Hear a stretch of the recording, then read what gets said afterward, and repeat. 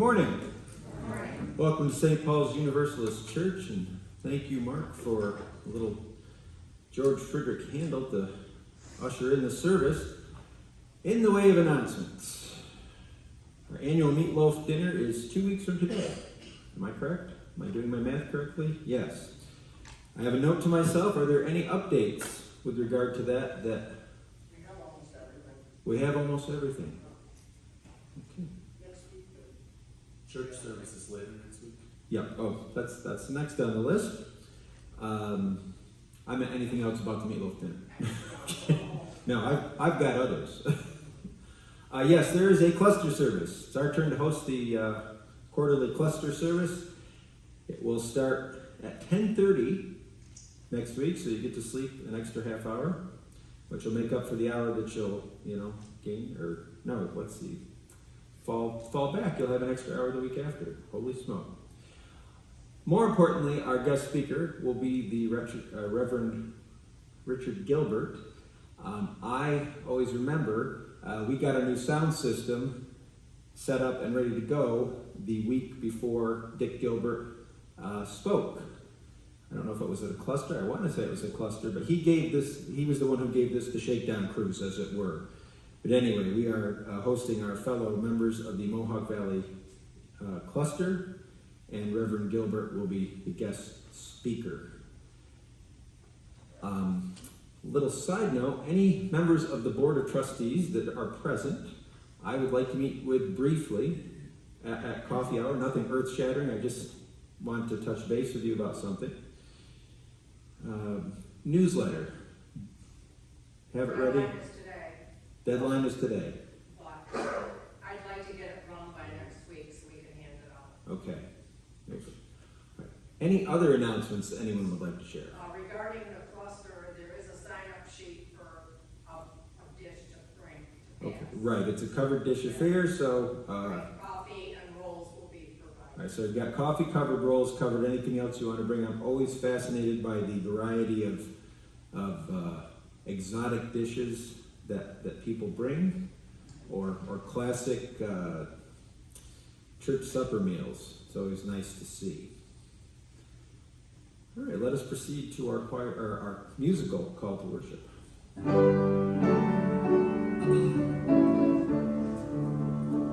Let us pause in life's pleasures and count its many tears, while we all suffer sorrow in war. There's a song that will linger forever in our ears, hard times coming no more. 'Tis the song, the sigh of the weary, hard times coming no more. Many days you have lingered around the cabin door, hard times come again no more. I open our service with these words of the late Thich Nhat Hanh, who said that deep listening is the kind of listening that can help relieve the suffering of another person. You can call it compassionate listening. You listen with only one purpose: to help him or her to empty his heart.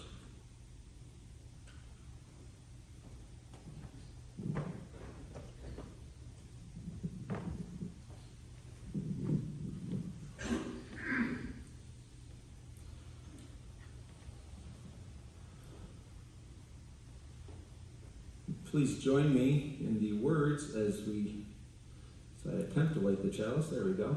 May this flame, symbol of transformation since time began, fire our curiosity, strengthen our wills, and sustain our courage. And our opening song is number 22.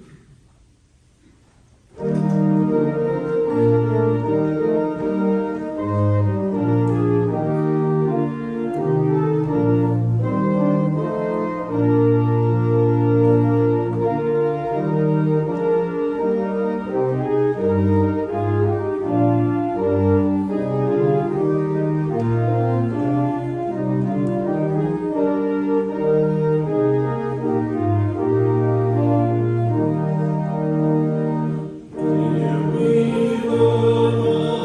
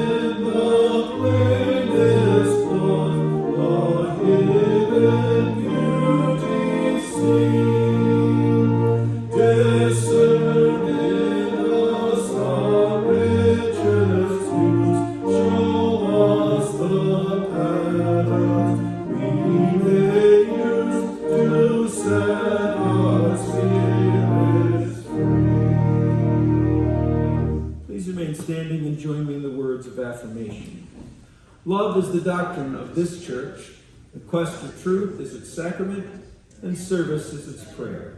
To dwell together in peace, to seek knowledge and freedom, to serve humanity in fellowship, to the end that all souls shall grow into harmony with the divine. Thus do we covenant with one another and with our God.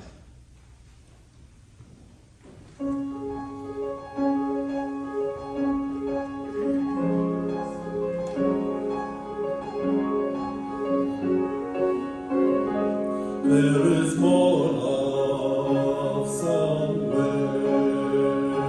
There is more love somewhere. I'm gonna keep on till I find it. There is more love somewhere. There is more hope somewhere. There is more hope somewhere. I'm gonna keep on till I find it. There is more hope somewhere. There is more peace somewhere.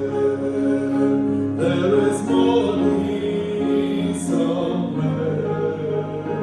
I'm gonna keep on till I find it. There is more peace somewhere. There is more joy somewhere. There is more joy somewhere. I'm gonna keep on till I find it. I'm gonna keep on till I find it. I'm gonna keep on till I find it. There is more joy somewhere.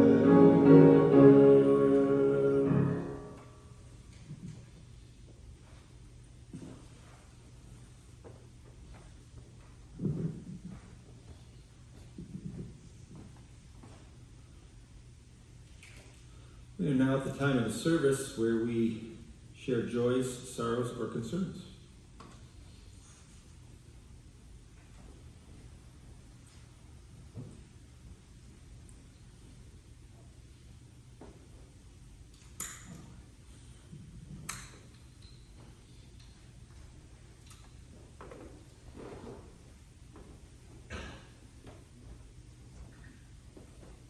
Hi, I have 4 granddaughters. The youngest are twins, 17. They're all really nice girls. The youngest started college in the fall in 2 different towns, and one's doing real well. Seems to be happy in Bar Harbor. Her sister, on the other hand, is struggling and has decided to drop out. So it's a joy and a concern. These girls mean the world to me.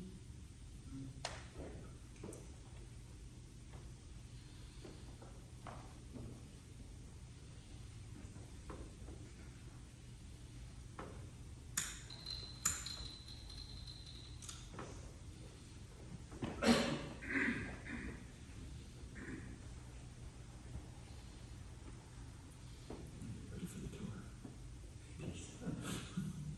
Yes, this is a joy. It was 18 years ago today that my wife and I, Dawn, got married in this church by the Reverend Kim Ryan. It was 18 years ago. Thank you. 18 years old, I know. I was barely a child when I Where did you get to 67?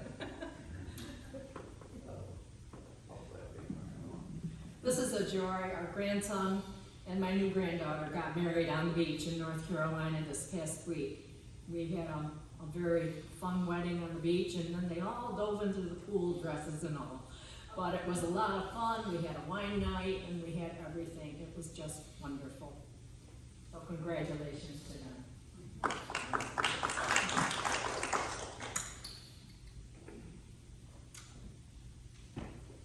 And speaking of North Carolina, my daughter lost her to, who was Carolina May. She was the very first St. Bernard that she got.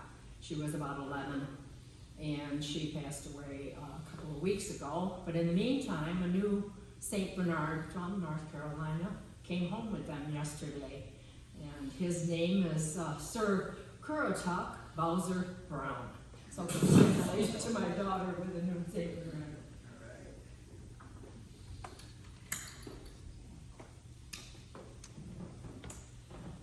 This is a concern. My sister Lynn's cancer has returned, so prayers for her, please.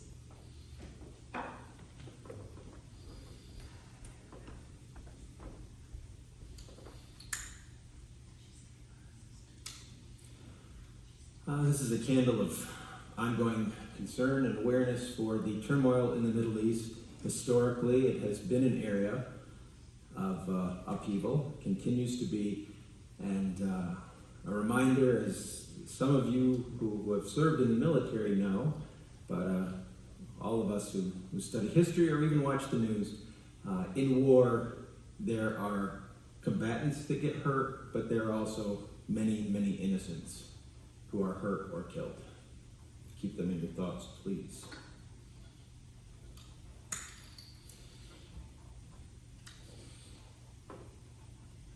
So, if you count pets, I found out yesterday that my second grand animal has been adopted. Our son in Boston, graduate school, graduate student, full schedule, lives in an apartment right like 10 minutes from Fenway Park. He calls up and he's like, Mom, Dad, my girlfriend and I are thinking of getting a dog. I'm thinking, why would you do that? But then I thought, hey, he doesn't live with us.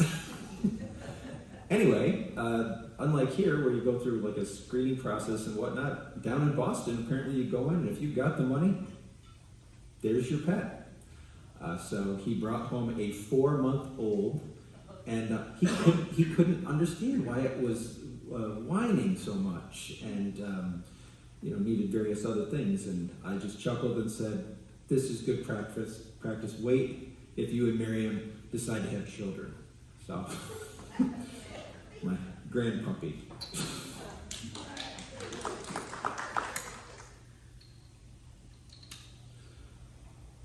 And as is our tradition, we light a final candle for any joys, sorrows, or concerns that go unspoken but remain in our hearts and minds. And we will now give and receive the morning offering to support the work, the wonder, and the witness of this community.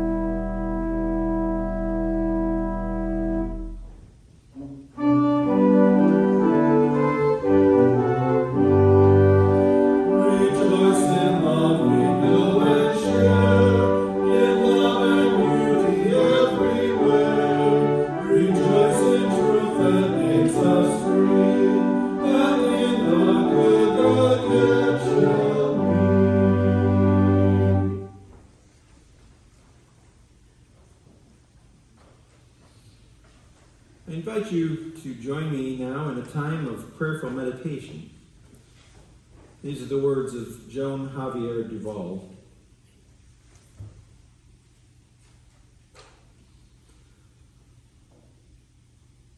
Holy mystery, silent presence, uncertain bearer of the weight of it all. In these quiet moments, we listen.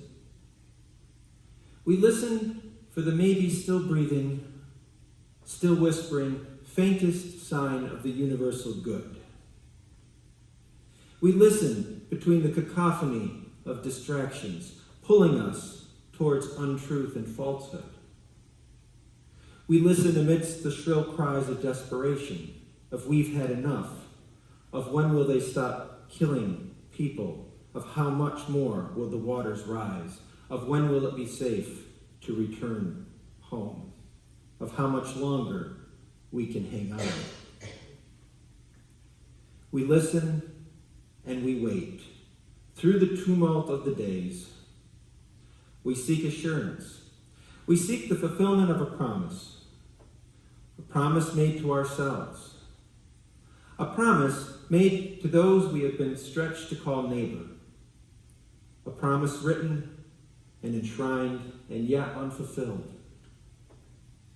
Help us, abiding mystery, to hang on, to hold on when all is in question, when all is in doubt.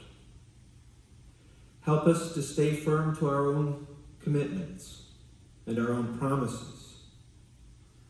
Lead us back into connection, back into the bonds of humanity, and help us to know each other as beloved. May we continue listening. May we keep watch.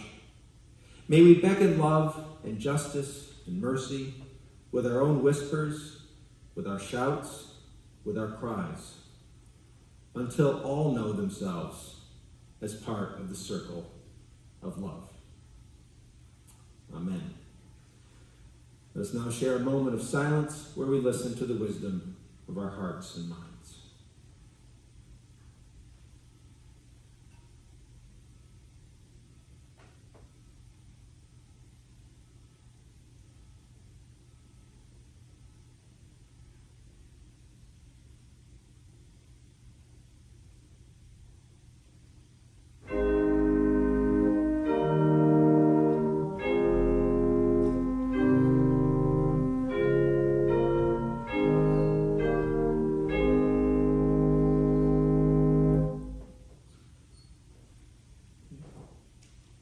Our next song is in the Teal Hymnal Supplement, number 1006.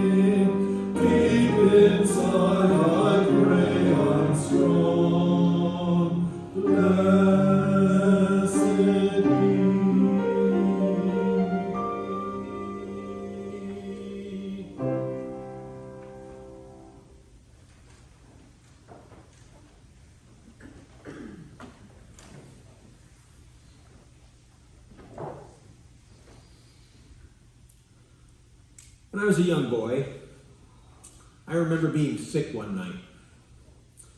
My stomach was really off.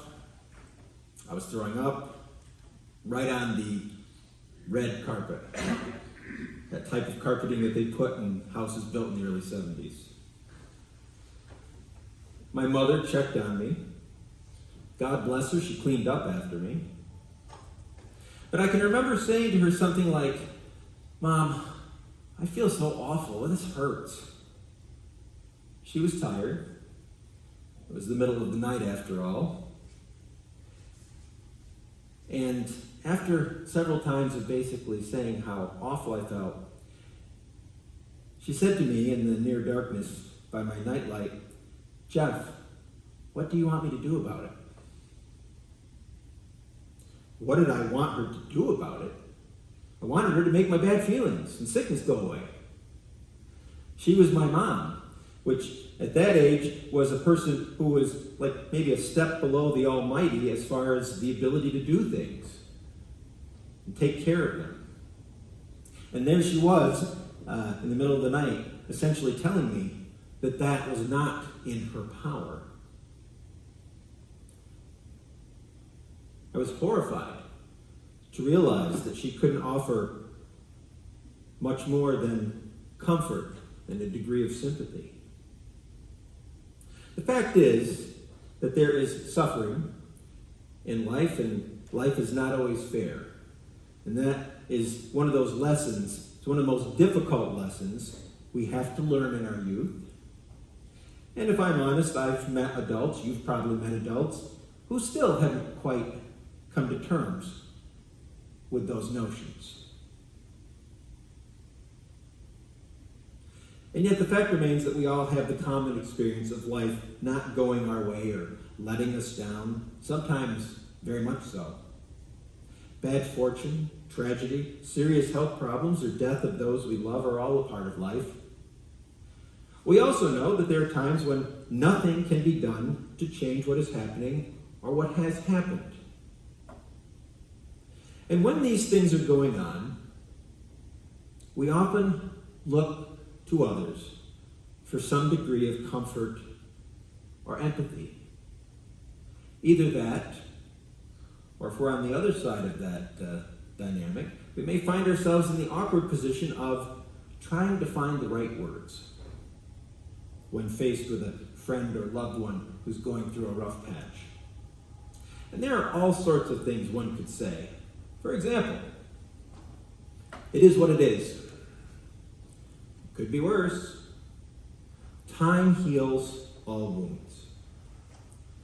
Someone out there has it worse than you. What doesn't kill you makes you stronger. It's always darkest before the dawn. This too shall pass. Everything happens for a reason. The Lord works in mysterious ways. God doesn't give us more than we can handle. And my personal favorite, God must have needed another angel. All of these phrases are meant, at least on the surface, to provide some degree of comfort, to make us feel better. That being said, how many times have you heard those statements and thought something like, I know the other person means well, I do. But what they're saying does not especially make me feel better. I like to call expressions like the ones I shared helpfully unhelpful. They're meant to help, but they don't, not really. The reason for this, in part, is that phrases such as these are known as thought-terminating cliches. The term was first coined by Robert J. Lifton in his early 60s book, Thought Reform and the Psychology of Totalism. That's a mouthful, isn't it? Anyway, Lifton defined thought-terminating cliches as short, clever phrases that aren't necessarily untruthful, but don't tell the full story. And also, that bring conversation to a grinding halt and keep people from thinking more deeply about the issues at hand. These cliches often sound like some sort of deeper folk wisdom that is brief to the point and not meant to elicit deeper discussions. In other words, people will, often unconsciously, use thought-terminating cliches as a way of having something to say that also serves to sort of shut down the discomfort of having an extended discussion about a difficult topic, like losing your home or dealing with a difficult illness or someone who's got a death in the family. Thought-terminating cliches are usually well-meaning, but they also serve another purpose, one that we may not even be aware of. They help us to cope with what social scientists refer to as cognitive dissonance. This is the mental discomfort caused by holding two conflicting beliefs, values, or attitudes. People in general, I know I do, I'm guessing you do too, like consistency in their attitudes and viewpoints. So when things are in conflict in our heads or hearts or both, it causes unpleasant feelings and discomfort. This can apply to all sorts of scenarios. For example, someone smokes or overeats even though they know it isn't good for them.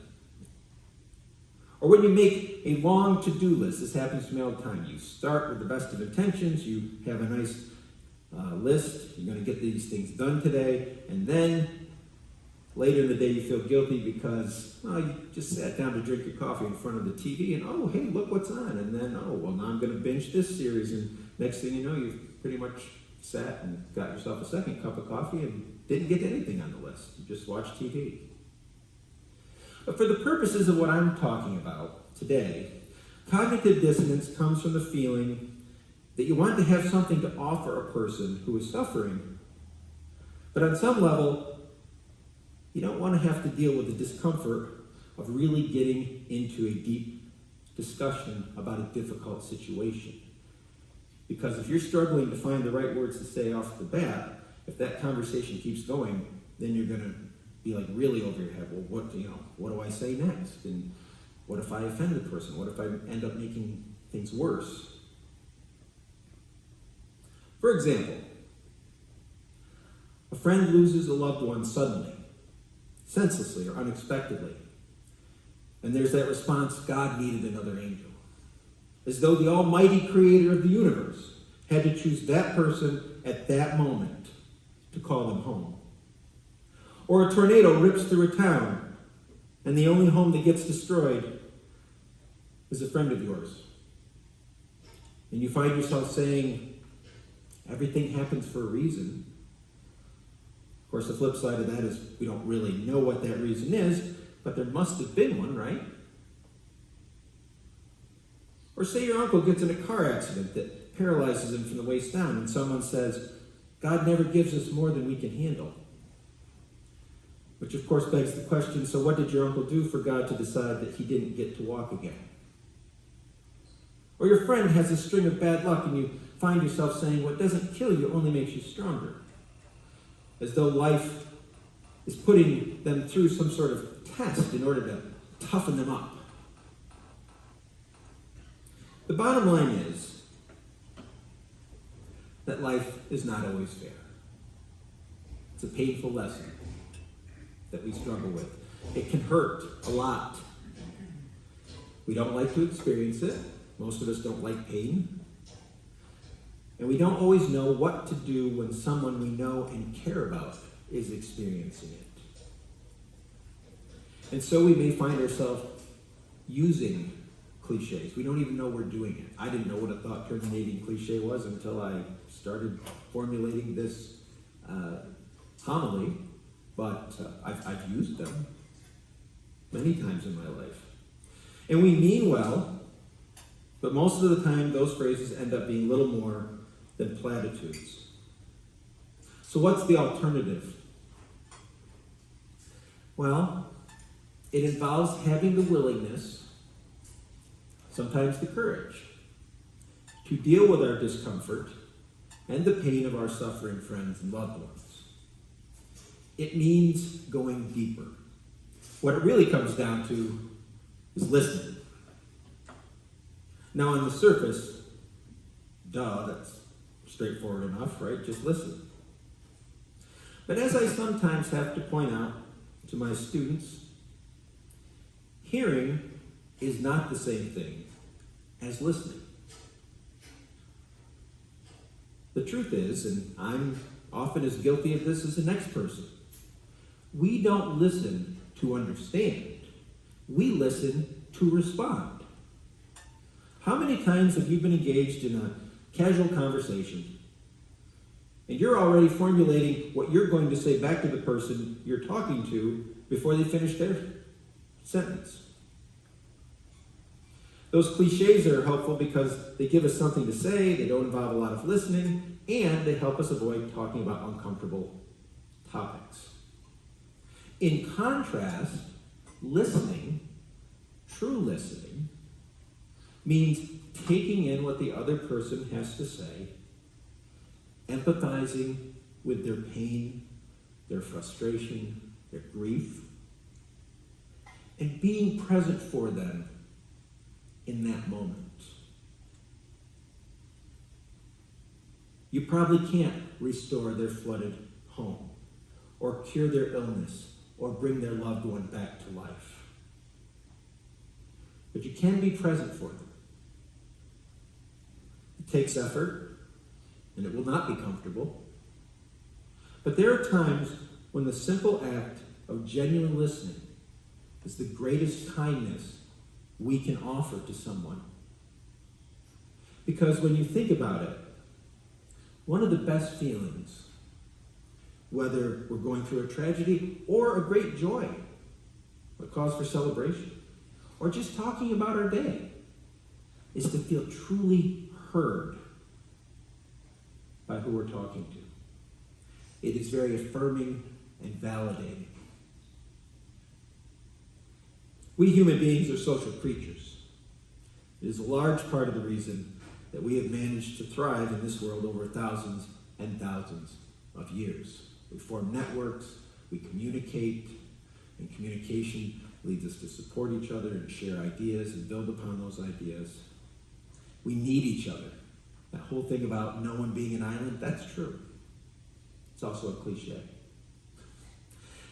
And at the heart of all true social interaction is sharing our authentic selves, being present, and listening. Something to think about. Our closing song is number 6.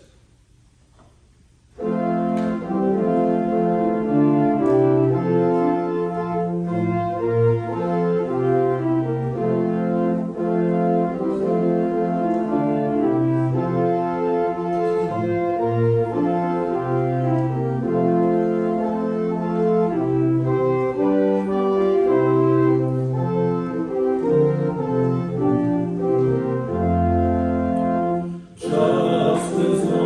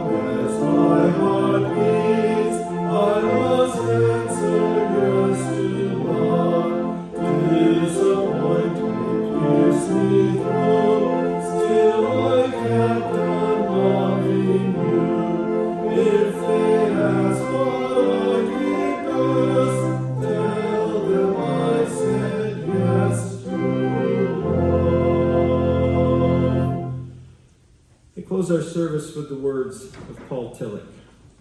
The first duty of love is to listen.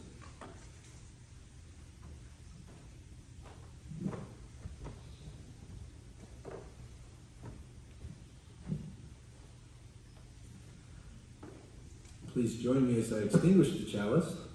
We extinguish this chalice flame, daring to carry forward the vision of this free faith, that freedom, reason, and justice will one day prevail in this nation and across the earth.